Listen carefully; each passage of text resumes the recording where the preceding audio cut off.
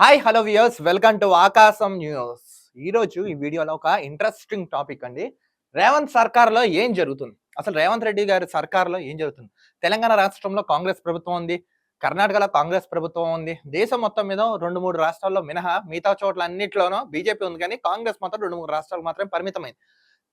6 గ్యారంటీలు ఏదైతే హామీలో భాగంగా తెలంగాణలో అధికారంలోకి వచ్చిన కాంగ్రెస్ పార్టీ ఈ 6 నెలల్లో ఏం చేసింది, అసలు వాళ్ళ సర్కార్లో ఏం జరుగుతుంది? స్కిప్ చేయకుండా వీడియో చూడండి, క్లారిటీగా చెప్తాను. ఈయన తెలుసు కదా, యనుమల రేవంత్ రెడ్డి గారు గతంలో ఇండిపెండెంట్ జెడ్పీటీసీ నుంచి పోటీ చేసి తర్వాత ఎమ్మెల్సీ, ఎమ్మెల్యే, ఎంపీ, డైరెక్ట్ మంత్రి పదవులు ఏం చేయకుండా డైరెక్ట్ ముఖ్యమంత్రి అయిపోయారు రేవంత్ రెడ్డి.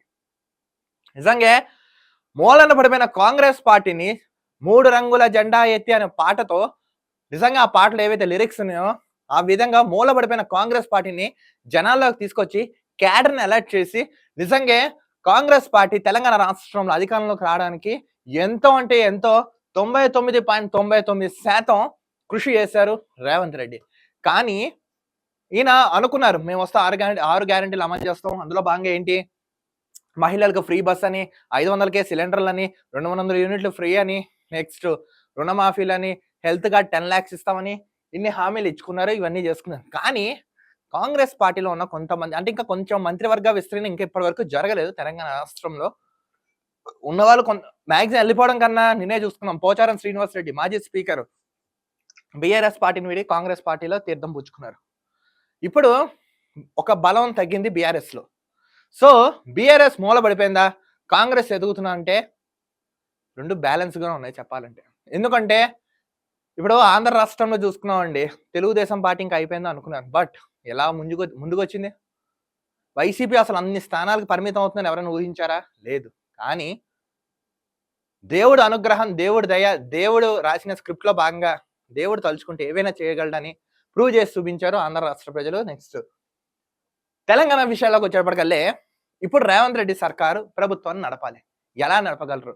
ఇప్పటి వరకు ఇంకా ఈ రోజు ఆల్మోస్ట్ 22 జూలై 22/6 అంటే సారీ జూన్ 22, 2024 ఇప్పటి వరకు వృద్ధులకి, వికలాంగులకి, వితంతులకి ఇంకా పెన్షన్ పడలేదు ఈ మంత్. ఏమైంది? మొన్నటి వరకు ఎన్నికల కోడ్ అని చెప్పిన వీళ్ళు అసలు నిజంగా గ్యారంటీలన్నీ అమలు చేస్తారా? వీళ్ళ దగ్గర అంత సత్తా ఉందా? కేంద్ర ప్రభుత్వ సపోర్ట్ ఏమైనా తెలంగాణ రాష్ట్రంలో ఉన్న కాంగ్రెస్ ప్రభుత్వం ఏమైనా సహాయ సహకారాలు అందిస్తుందా కేంద్రంలో ఉన్న బీజేపీ గవర్నమెంట్? ఇప్పుడు ఎగ్జాంపుల్ ఒకటి చెప్తాం, మీరు చూడండి. ఇక్కడ ఒక గవర్నమెంట్ నడపాలంటే 90,000 కోట్లు ఆల్మోస్ట్ మంత్లీ ఖర్చు అవుతుంది. ఓకే, మంత్లీ 90,000 కోట్లు సిఆర్.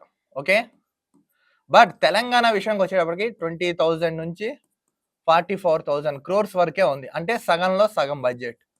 బట్ మీరు అనొచ్చు, వీళ్ళు ఏ విధంగా పథకాలు ఇస్తాం, పెన్షన్లు ఇస్తాం, ప్రాజెక్టులు చేపడతాం, ఏ విధంగా చేస్తారు? వీళ్ళు అనుకున్నారు గతంలో సెంట్రల్ అంటే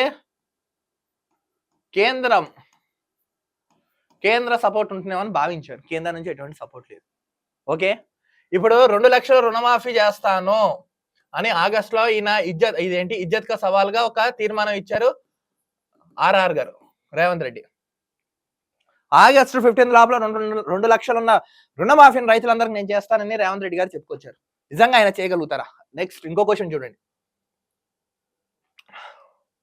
ఆరోగ్యశ్రీ 10 lakhs కార్డ్ అన్నాడు, ఏమైంది? ఇంకా కొంతమందికి రాలే. 500 యూనిట్స్ అన్నారు, సారీ 500కి సిలిండర్ అన్నారు, ఇంకా రాలే. 200 యూనిట్స్ అన్నారు, అది రాలే. నెక్స్ట్ కొంతమంది లేడీస్కి 4,000 అన్నారు, అది రాలే. కరెంట్ అండి, ప్రధాన సమస్య కరెంట్ ఇష్యూస్. విద్యుత్ ఉండట్లేదండి హైదరాబాద్లో, నో పవర్. అదే స్టేట్లో పవర్ ఉండట్లే. ఏమైపోయింది? కాంగ్రెస్ గవర్నమెంట్ ఏం జరుగుతుంది? ఈయన ఏమైనా చేయగలుగుతారా?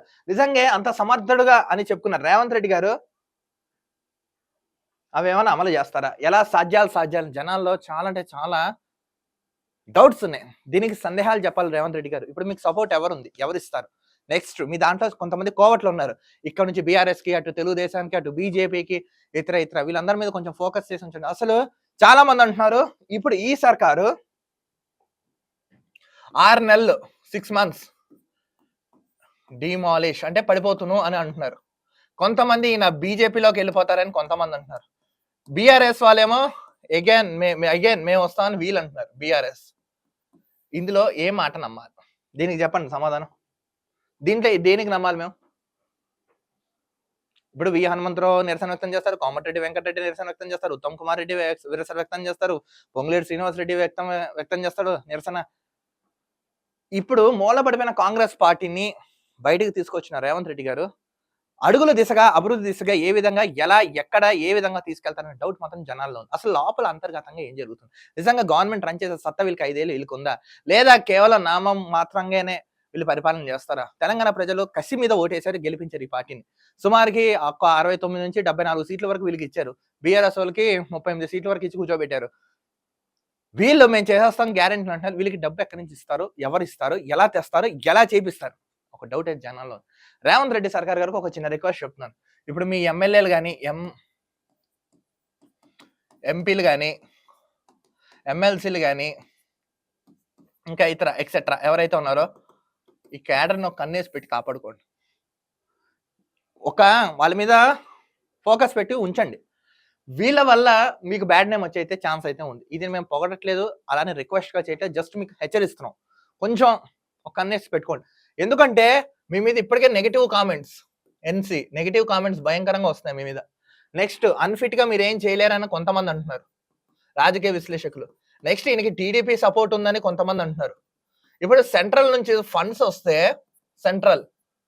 ఇది తెలంగాణ రాష్ట్రానికి ఉన్న అభివృద్ధికి దోహదపడుతుందని అంటున్నారు. అభివృద్ధి ఎక్కడికి వెళ్తుంది? డైనమాలో పడిపోయింది కాంగ్రెస్ గవర్నమెంట్. తెలంగాణ రాష్ట్రంలో 100కి 90% ఫెయిల్ అయిపోయిందని కొంతమంది ప్రతిపక్షాలు అంటున్నాయి, మిత్రపక్షాలు అంటున్నాయి, వామపక్షాలు అంటున్నాయి, ప్రజలు అంటున్నారు, కాంగ్రెస్ లో ఉన్న కొంతమంది వ్యక్తులు అంటున్నారు. ఇవన్నీ తునాతునకాలని పట్టించుకోకుండా మీరైతే అభివృద్ధి దిశలో వెళ్ళండి. మీరు ఏదైతే వాగ్దానాలు ఇచ్చారో అది చేసి తినండి.